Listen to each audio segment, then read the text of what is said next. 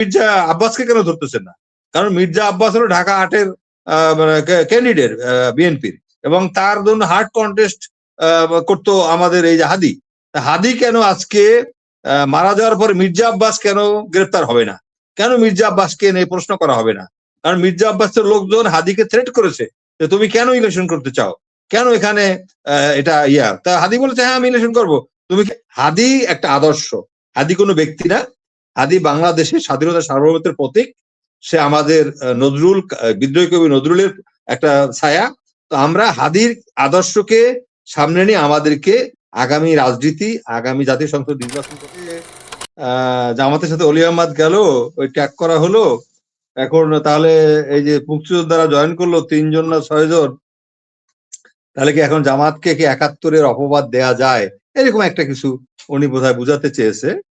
Actually রাজনীতির মাঠে কাদা ছোড়াছুরি, একজনকে আর একজন ওই যে ক্যারেক্টার অ্যাসাসিনেশন, এইটা হবে, এইটা চলবে। এটা বাংলাদেশের রাজনীতিতে শুধু না, এটা ইয়াতেও আছে, ভারতেও আছে, পাকিস্তানেও আছে। আমরা এটাকে মেনে নিয়ে রাজনীতি করতে হবে। আমার ভোট নেয়া বাড়ার জন্য, প্রতিপক্ষের ভোট কমানোর জন্য যা যা করার তাই আমরা করি দেশে, এবং অনেক সময় অতিরিক্তও করে ফেলি। তো এটা শালীনতা বজায় রেখে করা উচিত। আমার মনে হয় এখনো শালীনতার মধ্যেই আছে।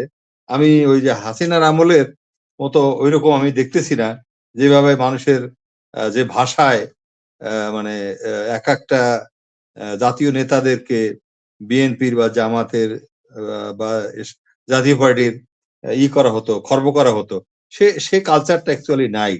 এটা আমাদের জন্য একটা সুখবর এবং একটা ভালো বার্তা। বাংলাদেশের রাজনৈতিক পরিমণ্ডলে একজন অশালীন এবং আনপার্লামেন্টারি শব্দ ইউজ করার, কুৎসিত শব্দ ইউজ করার রাজনীতিক আমাদের বাংলাদেশে এই মুহূর্তে নাই আর কি। যাই হোক, আর বেগম খালেদা জিয়ার টিপসই, বেগম খালেদা যদি অসুস্থ থাকে, উনি যদি কমায় থাকে, তো আসলে তো হায়াত মত আল্লাহর হাতে। তো এখন ওনার টিপসই নিয়ে তো ফর্ম ফিল আপ করতেই পারে। তো এটা নিয়ে তো আমাদের সন্দেহ করার বা অবজেকশন করার কিছু নাই। অনেকে তো লেখাপড়া জানে না, তাদের টিপসই করে আমরা দলিল করি না। সুতরাং দিস ইজ ওকে। আজ চাঁদাবাজকে কেন ভোট দিবে? বিএনপিতে চাঁদাবাজ, বিএনপি একটা বড় দল, আওয়ামী লীগ একটা বিশাল দল, জাতীয় পার্টি একটা বড় দল ছিল, এখন হয়তো ওই অবস্থায় নাই। আর জামাত মানে বিএনপি তো হাইবারনেশন, যে কি বলে ওটাকে, বিজেপি তো হাইবারনেশনে গেছে, আর আওয়ামী লীগ তো আউট মাঠের থেকে। চাঁদাবাজিটা অ্যাকচুয়ালি বাংলাদেশের একটা মানে নোংরা কালচার, দুর্বৃত্তের রাজনীতি। এখন এই যে দুর্বৃত্তের রাজনীতি, আমার ভাই যেটা বললো, এই যে নুরুজ্জামান ভাই, বাংলাদেশের রাজনীতি তো, আপনি তো চাঁদাবাজি, সন্ত্রাস এগুলির বাইরে আপনি এখনো যেতে পারেননি। কারণ আমাদের ৩৬ জুলাইয়ের যেটা বিপ্লব বা গণঅভ্যুত্থান, এটা কিন্তু অসমাপ্ত, এটা এক জায়গায় এসে থেমে গেছে। এখন অসমাপ্ত বিপ্লবের কারণেই আজকে আত্মহত্যা করে আমাদের একটা এনসিপি নেত্রী নোমান নামে একজনকে গ্রেফতার করা হয়, গাজীপুরে মানে একজন নেতাকে কুপিয়ে মারা হয়। This are all happening. এটার কারণটা হলো, আসলে আমরা ঘরের মধ্যে সাপ রেখে, আমি যদি বলি আপনার আওয়ামী লীগ বলেন আর যাই বলেন, সন্ত্রাসীরা, চাঁদাবাজরা, এরা কিন্তু বড় দলের আশ্রয় নেয়, এবং অধিকাংশ ছাত্রলীগের, যুবলীগের লোকজন এখন বিএনপির মধ্যে ভর করেছে, এবং বিএনপির স্থানীয় নেতারা তাদেরকে অ্যাকোমোডেট করেছে। তো এখন এরা সাহস বেড়ে গেছে, এবং বিএনপির ছাত্র দল বা যুব দল, এরা এখন ছাত্রলীগের যে বিলুপ্ত বা অবৈধ, কি বলে, নিষিদ্ধ ছাত্রলীগের, এদেরকে তাদের ব্যানারে নিয়ে আসছে, তাদের শেল্টারে নিয়ে আসছে, বিভিন্ন জায়গায় দেখা যাচ্ছে। এখন তো এরা তো প্রতিশোধ পরায়ণ হবেই, যে হ্যাঁ এনসিপির কোন নেতাটা প্রভাবশালী, কার কথা এখানে ভোট আসবে, ভোট বাড়বে, তো তাদেরকে তো এরকম করবেই।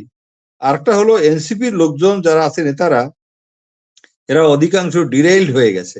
তারা নৈতিকতার যে কথা বলেছিল, বাট অন গ্রাউন্ডে আফটার বিপ্লব, তারা তখন উপদেষ্টা হিসেবে গেল বা উপদেষ্টার বাইরেও থাকলো, তাদের বিরুদ্ধে আমরা প্রচুর কমপ্লেন পেয়েছি। তো অনেক কিছু আছে অতিরঞ্জিত, এটাও ঠিক, কারণ মিডিয়াটা অ্যাকচুয়ালি এনসিপির পক্ষে ছিল না। বাংলাদেশের মিডিয়া হলো আওয়ামী লীগের মিডিয়া অ্যাকচুয়ালি। এখন হয়তো কিছু বিএনপির দিকে তারা মানে পাল তুলে ধরেছে। অ্যাকচুয়ালি আমাদের পুরো মিডিয়াটা, যেটা চতুর্থ স্তম্ভ বলে গণতন্ত্রের, তারা কিন্তু আওয়ামী ঘরানার লোক ম্যাক্সিমাম। এখন তারা সুর পাল্টেছে। আর একটা বলতে পারেন তারা ভারতের রয়ের প্রভাবিত র দ্বারা। যেমন ধরেন প্রথম আলো, তারপর ধরেন আপনার ডেইলি স্টার, এরা তো নাস্তিক্যবাদের চর্চা করে ওখানে, আমরা মোটামুটি দেখেছি। এখন এরা কিন্তু হাসিনার আমলে ওইভাবে প্রতিবাদ করেনি, ওইভাবে লেখেনি, এবং স্বৈরাচারকে কিন্তু তারা অনেক সময় সহযোগিতা করেছে।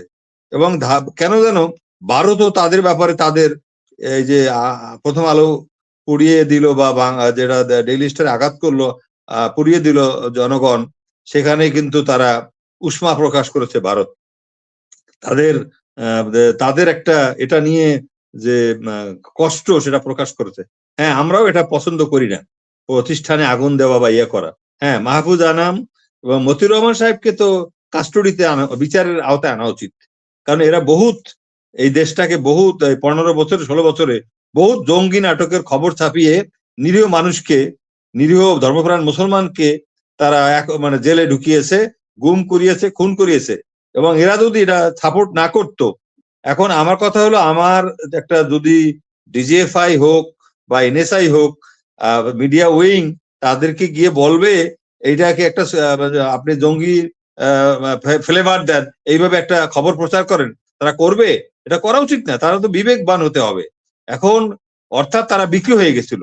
সুতরাং এদের তো সাফার করতে হবে, এদের তো শাস্তি ভোগ করতে হবে। এখন এদের কথায় আমাদের আলেমদের উপরে জুলুম হচ্ছে, অত্যাচার হচ্ছে, গণহারে মানুষকে ধরা হচ্ছে, এটা ঠিক না। এটাকে তদন্ত করতে হবে। তাহলে আপনারা কেন ধরতেছেন না আমাদের হাদি হত্যার ব্যাপারে আমাদের মির্জা আব্বাসকে কেন ধরতেছেন না? কারণ মির্জা আব্বাস হলো ঢাকা 8-এর ক্যান্ডিডেট বিএনপির, এবং তার জন্য হার্ড কন্টেস্ট করতো আমাদের এই যে হাদি।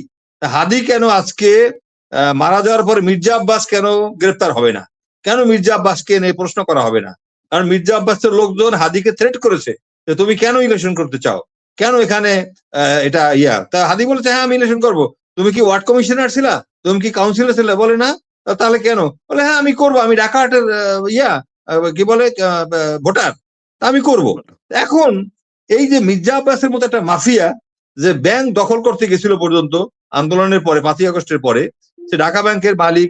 তারপরে হাসিনার আমলে সে ওই যে খালেদা জিয়ার যে বাসার সামনে ট্রাক, বালির ট্রাক, এই বালির ট্রাক সরানোর ব্যাপারে ব্যর্থতা এই মির্জা আব্বাসরা কোঅপারেট করেনি। তো এখন এরা আমাদের আন্ডারস্ট্যান্ডিং আছে, এবং তাদের কাছে খাম যেত, এবং শেখ হাসিনার সাথে নেপথ্যে মানে পর্দার আলে এদের দেখা সাক্ষাৎ হতো, গোয়েন্দা সংস্থার মাধ্যমে হোক, যাদের মাধ্যমে হোক। এখন এই জন্য আমরা মনে করি হাদি হত্যার বিচার তখনই হবে যদি মির্জা আব্বাসকে গ্রেফতার করা হয়, তাকে আনা হয়।